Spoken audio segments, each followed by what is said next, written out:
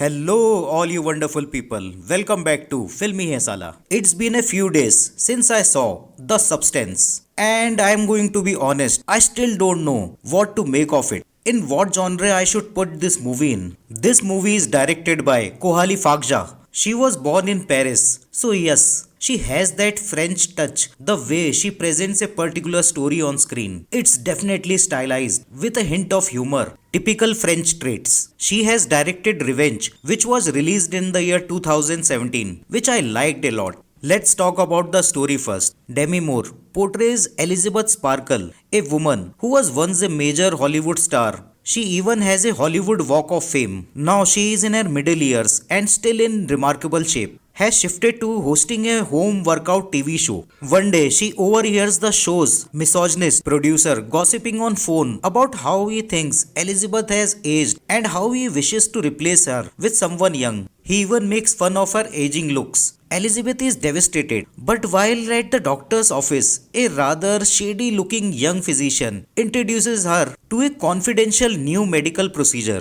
It's a cell replacing therapy of sorts, which creates a new, beautiful, youthful version of yourself. For this, Elizabeth must inject herself with a vial of weird looking green liquid called the substance. This scary looking green liquid also comes with certain scary warnings. After injecting with the substance, a younger, beautiful version of Elizabeth comes out from her body, like literally from her body. She is called Sue, which is played by yet another talented upcoming actress, Margaret Qualley. She played the lead character in The Maid, a Netflix series, which if you haven't checked out yet, please do watch. It's a gem. I will be doing a full review of this series soon. Anyway, coming back to this movie, Sue is so attractive and young that she quickly takes up the place of Elizabeth by replacing her. In that workout show, Elizabeth is now obsessed with her younger self. What all events take place after this younger version comes out from Elizabeth's body, and how ignoring those bizarre warnings or certain terms and conditions mentioned with the vials have dangerous consequences forms the storyline of this movie. This movie showcases perfectly how in today's world many of us are obsessed with looking young, looking pretty, and how certain people go to any extent, even opting for surgeries or hair transplant using Botox and many other dangerous medical procedures.